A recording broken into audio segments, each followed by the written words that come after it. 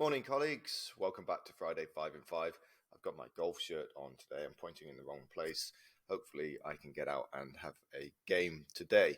The first thing I'm going to look at, actually, there's been a lot of news recently this week about artificial intelligence and injecting ChatGPT and the likes into search engines.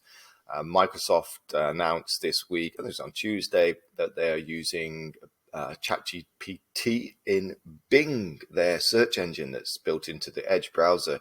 And Google announced, I can't remember the name of it now, but they are going to use something similar in Google search.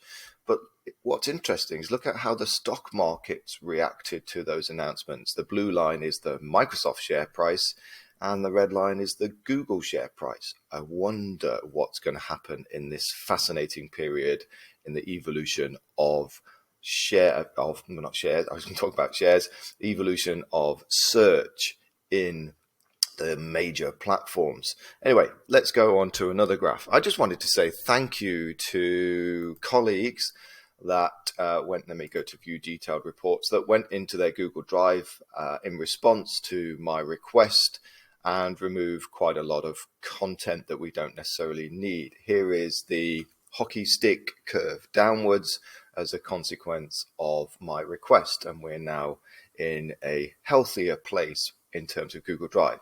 But do please continue to remove some of the content for you from your Google Drive that you don't need, so that we can free up space for future resources. On that note, I want to look at OneDrive. If we go to the Staff Center and scroll down, you've got Cloud, and you can go to your OneDrive. Every person in the school, including the students, have 1 terabyte each in OneDrive, and you can start to move your stuff there.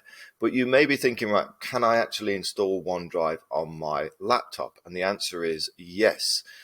If you go to this link, I'll put it into the description below, you can download your OneDrive so that when you then click on folders, and that's opened up in a different window, you can then access your OneDrive. And you can see here, here is all my folders that are stored locally on my laptop, but and then also in the cloud as a backup, exactly the same as Google Drive.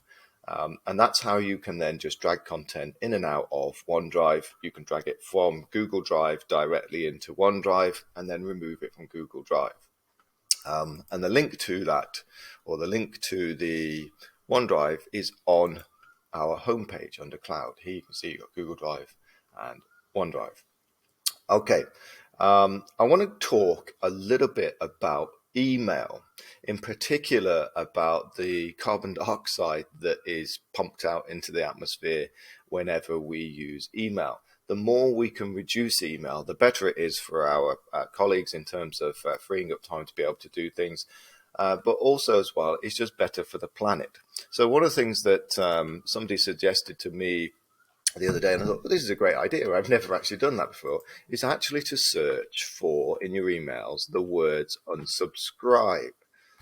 You just type it in, unsubscribe, because if you do that, then what's going to happen is you're going to find all of the emails which have got the unsubscribe option underneath. And unsubscribing is the best way to free up all of the content in your inbox. So you can see here, at some point, all of these have mentioned the word unsubscribe.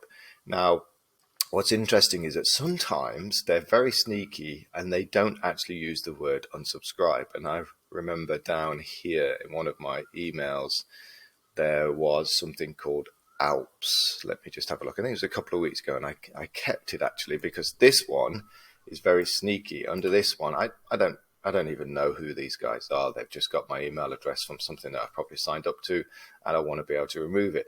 So I'm going to just come to the bottom down here, and you can see, look, this actually is the unsubscribe link, but they've just on purposely perhaps not actually called it unsubscribe.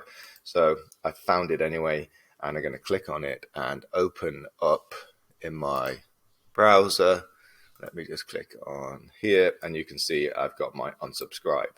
Go away, don't ever contact me again. I think next week I'll put a link in about the research about emails in terms of how much carbon dioxide you can actually stop going into the atmosphere by using those emails. So that's a bit of a sneaky one.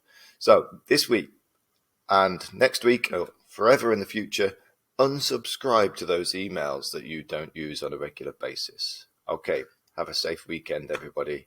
Take care. Bye-bye.